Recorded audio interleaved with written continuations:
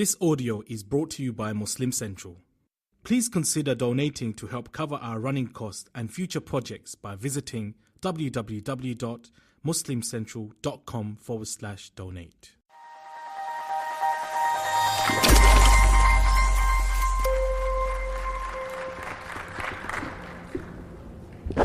السلام عليكم. أعوذ بالله من الشيطان الرجيم. بسم الله الرحمن الرحيم. والصلاة والسلام على رسول الله وعلى آله وصحبه أجمعين. رب اشرح لي صدري ويسر لي أمري واحلل عقدة من لساني يفقهوا قولي. I have just a few brief moments with you, and so what I want to do is my best to touch upon what I believe are some prescriptions so that you can be happy and healthy. And I'm going to look at three different parts of the human being. The first is the mind and the way in which we think. The second is the heart. And the third is the body and the way in which we act. So I'm going to take these three parts and I'm going to talk about how we can be healthy in each of these three elements of the human body, of the human self. The first is the mind. A person cannot be healthy and happy unless they manage the way in which they think. One of the most important things to the happiness of a human being is it has to do with what a person focuses on. So there is this concept that I focus on and I repeat many times because it's very, very powerful. And that is that whatever you focus on, it will grow. What you focus on grows. And that's why you find that there are people, and there are some types of people, they are problem focused. What does that mean? It means that in any given situation, they will pick out the problem and that will become their focal point. You guys know anyone like that? Now what happens when you become a problem focused person is what that leads to is something called anxiety. People who are problem focused also tend to have very high levels of anxiety. These are people who have trouble sleeping at night, trouble shutting off their mind, trouble shutting off their worry. And the reason for that is that when you focus on problems, problems grow. They start to become bigger and bigger. And so any problem that you sit and think about and talk about and write about and post about, guess what happens to that problem? It starts to become bigger and bigger. And so what happens is when you are a person who focuses on problems, you also start to become surrounded by those problems and they can become very debilitating. They can feel paralyzing. Another type of focus that sometimes people have, you guys have heard this glass half empty, half full analogy, right? What is that talking about? What it's talking about is that if you take a glass of water and you fill it 50% with water, there are going to be some people who will describe that cup as half full. And there are going to be others who describe it as half empty. That's referring to focus. So another way to explain this is that analogy of the boy, right, with the cake. There's one picture, there's this meme I read, very powerful. At the top, there's a picture of a little boy holding one slice of cake. And he is beaming. He's so happy because he's holding a piece of cake.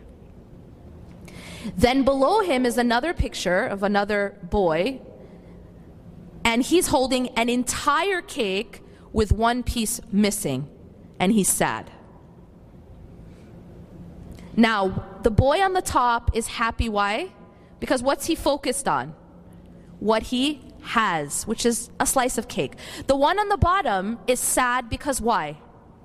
He's focused on what he doesn't have, which is only one piece. Now let me ask you this question. Who has more cake?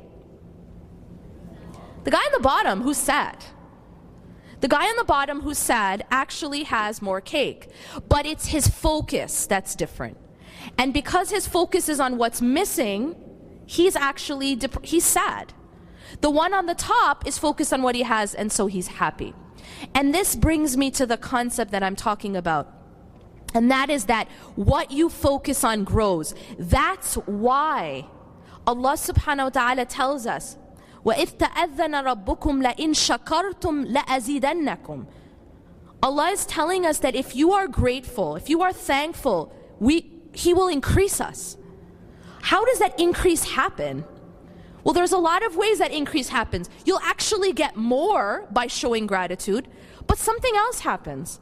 And that is that you feel rich when you're grateful. You actually feel abundance, and you attract abundance when you are grateful. So when you focus on what you have, it grows. That what you have looks bigger and bigger. You will feel rich. You know, one of the attributes of a person who is only concerned about this life, very profound hadith in which the Prophet ﷺ says there's two types of people. There are the people whose greatest concern is this life. And then there's another group of people whose greatest concern is the next life.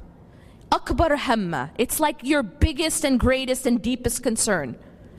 And he tells us that there are certain consequences of making this life your primary concern.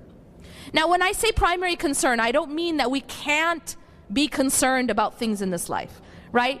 The Prophet ﷺ got married, he had children, he had friends, he was a leader, he was a father, he was all of these roles. But what was his primary concern? His primary concern was not this life. So a person whose primary concern is this life, something very interesting happens. One of the consequences of making this life your primary concern is that the Prophet ﷺ says something very interesting. He says, جَعَلَ الْفَقْرُ بَيْنَ عَيْنَيْهِ, that poverty is put between their eyes. Poverty is put between their eyes.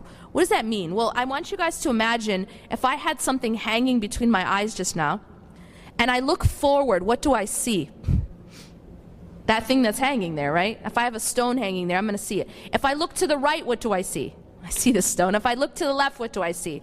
I see the stone. If I look up, if I look down, everywhere I look, I just see that thing that's stuck between my eyes. And that's what happens to a people who make this life their primary concern. No matter what they have, they always feel poor. Do you understand? That's deep. No matter how much they have, no matter what happens, no matter what they're given, they always feel like they don't have enough. That is poverty, true poverty, because they could be the richest person in the world and it still doesn't feel like enough. Because true contentment, true richness, the Prophet ﷺ said, is richness of the heart. It's contentment. It isn't what you have in the bank. And so when a person actually makes this life their primary concern, they will always feel like they don't have enough. Poverty is put between their eyes. So this concept of focus is very, very important. Focusing on what you have. Not being a people who focus on negativity, but rather focusing on positivity. Because your thinking changes you. And when you focus on the light, it grows. When you focus on darkness, it also grows. One thing I found is that when you look at social media, you can tell a lot about yourself by looking at your news feed. You know why? Because your news feed is like your fridge. It's what you're going to eat that day. You open up your news feed, it's like opening your fridge. That's what you're going to eat that day. That's what you're going to look at. That's what you're going to read. That's what you're going to be exposed to. And there's no such thing as passive exposure. Everything you look at, everything you read, everything you listen to is like eating it. You're ingesting it. It's going straight to your heart. So a lot of people, when they open their news feed, it's all just really negative. You guys know what I'm talking about? It's like a lot of darkness upon darkness upon dark. Negativity, negativity, negativity, and then a few burgers in between. Right? And then maybe a couple selfies. Now that type of fridge isn't going to make you very healthy mentally, or spiritually, or psychologically, or anything. So you have to be mindful of what you're focused on and what you're taking in. That's how you keep a healthy mind. You have to think, you have to be conscious of your thoughts. One of the mistakes that we make when it comes to mental health, when it comes to being healthy in our thinking, is that we don't guard our thoughts. We don't guard our thoughts. We think that our mind is just, we kind of leave our mind as a place where anything goes. So if we get a negative thought, we let it stay. We invite it for dinner. We give it, we even let it stay for tea. These negative thoughts are given a place to stay. And some of these negative thoughts are actually like really, really, really bad self-talk. Sometimes we're beating ourselves up. Do you guys know what I'm talking about? Anyone? If you took that negative talk, that negative self-talk, for example, oh my God, I'm so worthless, or I'm so stupid, or I'm so ugly, or I'm so fat, or I'm so useless, or whatever words you say to yourself, or I'm a failure, or whatever it is. Whatever those words you say to yourself, can you imagine if you took those same words and you said it to your best friend, and you talk to your best friend that way? Or to your spouse, or to your mom, or your dad, or your kid, God forbid? What would happen to that relationship? Anyone? It would destroy the relationship. And this is what's happening with our own relationship with ourselves, with our own self-worth and our own self-esteem, because we are allowing these awful thoughts. We are allowing this awful self-talk that we would never speak that way to someone else, but we do it on a daily basis sometimes. We have to guard our thoughts. Your thoughts become who you are, all right? But realize that your thoughts are not always from you. Sometimes a thought is from shaitan. Don't let it stay there. And definitely don't invite it for dinner, and then dessert, and then tea. Like, you just feed it. You allow it to stay there. When you have a negative thought, don't allow it to stay in your mind. Negative thoughts should be replaced with positive ones. And when you have a fear, one of the best ways to deal with a fear, a fearful thought, is to make dua about that which you're afraid of, and then let it go. So that's the mind.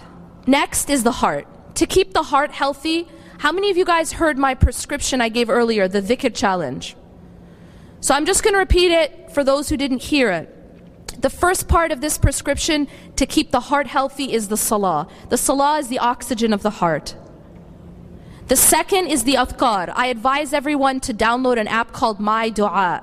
MYDUAA, double A at the end. It's a collection of supplications. And the Sheikh touched upon some of these supplications in his talk. Morning supplications, evening supplications, supplications before you sleep. Every kind of supplication. But at least do your morning, evening, and before you sleep. It's all in the app. And you can star certain ones because maybe you can't do all of them. That's okay. But just star a collection that you can be consistent about. Third part to the health of the heart is the Quran. Stay connected to the Quran and to the seerah and the sunnah of the Prophet ﷺ. Now the body, and I'm going to end with that. What you do has a very profound effect on your happiness and your mind and your heart. They did some research recently, like in psychology, there's a lot of research about happiness. There's a lot of research about increasing your well-being and living a meaningful life. They call it flourishing. What they found in this research is that there's a portion of happiness which is inherited, probably I think around 40%. So that's your parents you have to thank for that. But then there's another portion of happiness. About 10% is having safety and basic needs met. But that leaves you about half that you can have control over. And so what they did is they researched all these ways that people can increase their own happiness. And here is the summary. You guys ready for this? It's very interesting. They find that this culture that we have of indulge yourself, right? Live it up, it doesn't make people happier. And they've done studies on this. For example, spending money on yourself, it doesn't make you happier. Indulging yourself, it doesn't make you happier. They did a study where they had 4 groups of people. One group, they told them, you know what, indulge yourself. The second group, they told them, go and do service for another person. The third group, go and do service for your community. And the fourth group was just a control group. They just kept track of what they did. And in this study, they found that only the two groups that did service had any increase in their happiness. Now that's a powerful finding. What is it telling you? You know, they tell you money doesn't buy happiness, right? This is a test. It's actually not true. Money does buy happiness, and it's been shown in studies. But it only buys happiness when it's spent on others. Money actually buys me happiness when I spend it on others. But when I spend it on me, it doesn't. And this is just secular psychology. So one of the ways they found to increase happiness is to be in the service of others. Go and help another person. Go and help your community. And our deen is a deen of service. Our deen is a deen of generosity, of sadaqah. And this is actually ingrained in the psychology of the human being, that this is what makes a person happier. Lastly, they found that one of the most effective ways to increase happiness is the regular practice of gratitude. That just keeping a gratitude journal, for example, writing down on your phone 3 to 5 things every day that you're grateful for. It's been shown to have a very, very profound effect, even in treating symptoms of depression. أقول قولي هذا واستغفر الله لي ولكم إنه غفور رحيم سبحانك الله وبحمدك أشهد أن لا إله إلا أنت أستغفرك وأتوب إليك.